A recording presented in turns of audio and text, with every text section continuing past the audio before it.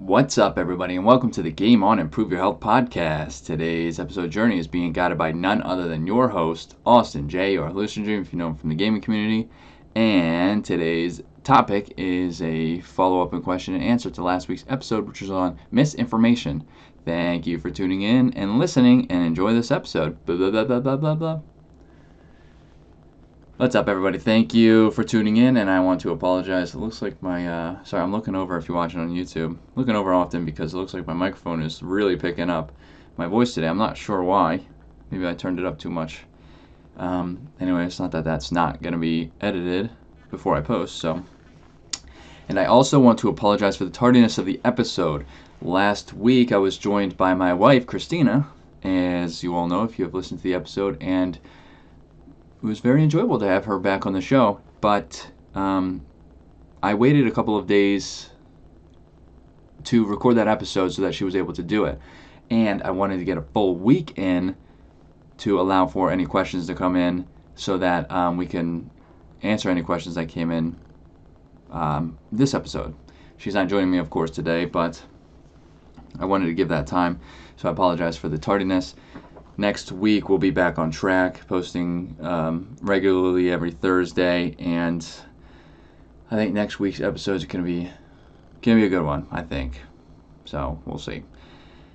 So last week was on misinformation and tips on, how to take that misinformation and what to do with it in regards to health, wellness, overall health and wellness, nutrition, fitness, and all of this sort. So we only got one question that came in, and I'm going to add on to a couple of things after that question, but we'll start with the question. The question that came in is, was, what do you do about misinformation coming from direct family members, being a parent or a sibling, and how do you go about relaying that information, right, or correcting them? This is actually something I wanted to talk about anyways on the follow-up, so that was good that this question came in. I'm very happy to hear this. Let's talk about parents for a minute, or the older generation in general. It could be a grandparent, it could be a great-grandparent. Growing up, I just hit the microphone, I apologize. When your parents or your grandparents were growing up, the information that they were provided in regards to health and wellness was different than it is now, because more and more studies are being conducted in regards to different aspects of health and wellness, including nutrition and fitness, and information from the past is being debunked, replaced, and everything of the sort. Now, this isn't just for health and wellness. It's not just for nutrition and fitness. This is for everything that goes on in the world. There are continuous studies for, scientific studies for, the way cars work, the way the ocean works, right? I mean, it goes with everything. So information is always ever changing, finding out more and more information about everything as a source. So let's use an example. I believe it was when our parents, depending on who's listening, but my parents, when they were growing up, eggs were bad. Eggs were like the worst thing you could eat, because it would spike your cholesterol, and cholesterol is bad, and cholesterol would clog your arteries, and you wanted to avoid eggs at all costs. This has been debunked several times and is shown to have significantly more benefits than negative effects in the body, including on cholesterol. Eggs, as a matter of fact, have healthy benefits to cholesterol. There's healthy cholesterol, which was studied. All of this was studied and brought to light. The more and more they learned about eggs and nutrition and how it affects people's, their reactions to it, how it affects their bodies, and their cholesterol levels, of course. And nowadays, you would put eggs on the top of the list of one of the healthiest foods that you can consume. Right? For that reason, the healthy fats that it provides, the protein. So, so you just have to be mindful of, now there are definitely some things. There are definitely some things that maybe the older generation may still be hung up on. And I would say the way to approach that, let's say my mom or my dad came up to me and said eggs are bad, they're not going to eat eggs, and this is why, because cholesterol. Well, I would, you know, I would tell basically how I would approach this is I would say, it's definitely understandable why you feel that way, but I would say, those were studies done when you were growing up, right? So there's been many multiple studies since. I can provide you with them if you would like, but I don't think I need to. Well, hopefully I don't need to. Hopefully you kind of just, believe that I have done the research for you. You're free to do that yourself. But I can provide those with you.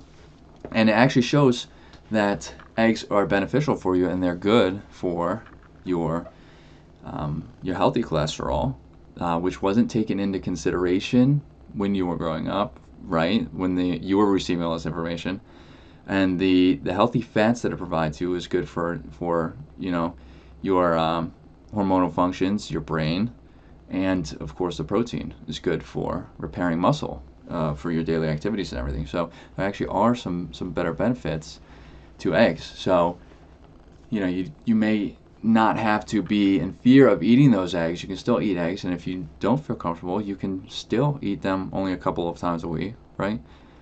And reap the benefits of these eggs that you're eating, even only if a couple times a week. That's kind of how I would approach it. Obviously, every situation is different.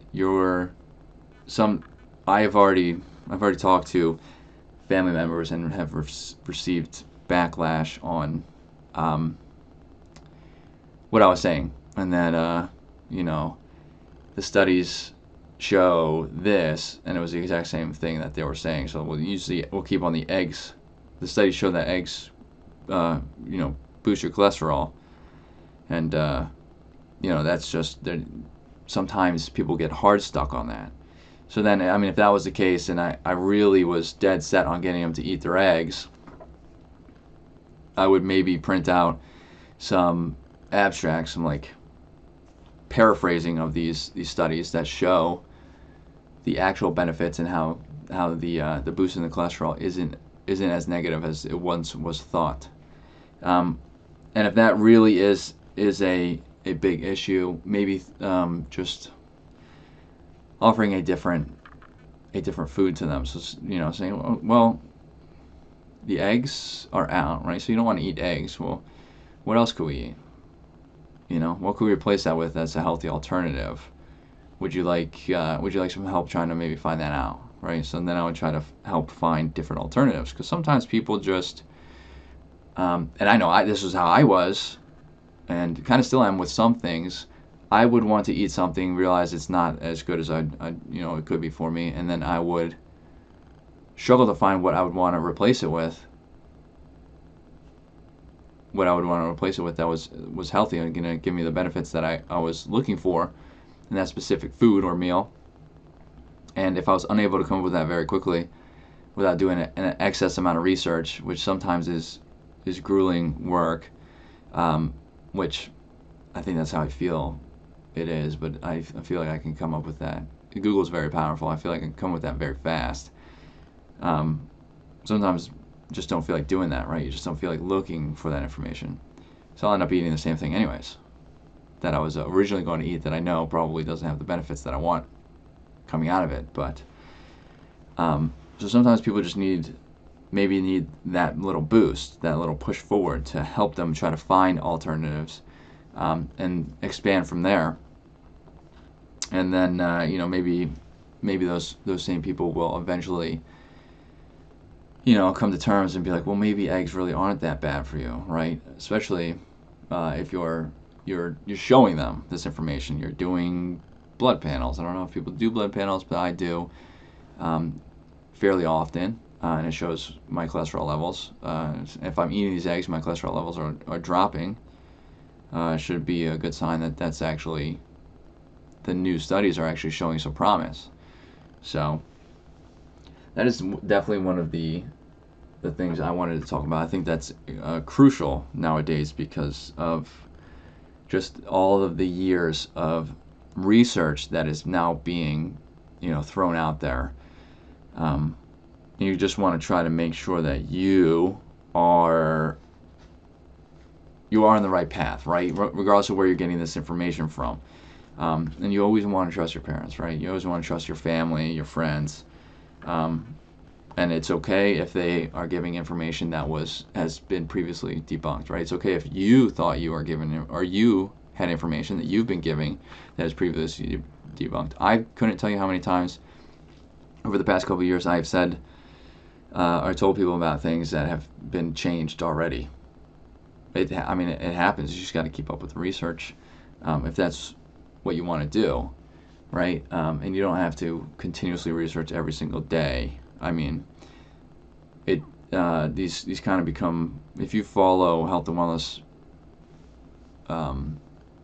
different I guess trends on social media, these trends like eggs, they pop up often. So you can generally look at them, see what it's saying, then quickly do some research, hopefully from reliable sources, and find out if it's true or not. So yeah, that's kind of how I would go about that. On the topic of social media, I'm not going to drag this episode out very much because I want to. You don't really want to mumble, right? Don't want to keep mumbling. On the topic of social media, though, I cannot stress enough how important it is to make sure that the person you're watching, giving this information, is somebody who is reputable, somebody who maybe has proper certifications, right? Like is an actual personal trainer, a chiropractor, especially if they're telling you to crack certain things like your back or your neck. That could be dangerous. Or somebody who is telling you to burn fat. I think we talked about this in the first episode. Burn fat by walking 2 miles a day. Yeah, like they're a personal trainer and they're doing it the right way. No, I can't stress enough how important it is to ensure that the information you're receiving is proper and going to benefit you, and is for your specific level. Not everybody is at the level where they're able to walk 2 miles every single day and be able to handle it properly. Their body won't break down or get injured, right? And it's a starting point for people. So I can't stress enough how important that is. Don't want to see anybody get injured, especially at the beginning of their fitness journey, because that would just, I know what that does, and it just derails you.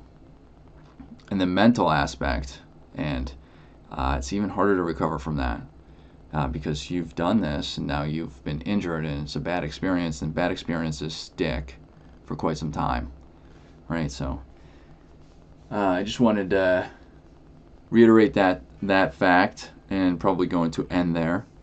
If anybody has any questions on anything that you heard today, by all means let us know. We'd love to answer them in one of our 5th week fun, entertaining episodes.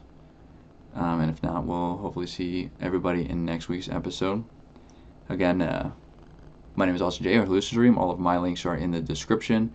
Over here on the left, if you're watching on YouTube, our links are here. You can check out our website, follow us on social media. That would be greatly appreciated. If you're watching on YouTube and enjoy the content, hit that subscribe button. Any and all support really helps. And if you're listening on a podcast platform, giving us a good rating, if you enjoy it, letting us know what you think, that would be also greatly appreciated. So thank you for tuning in and listening, and hope to see everybody next week.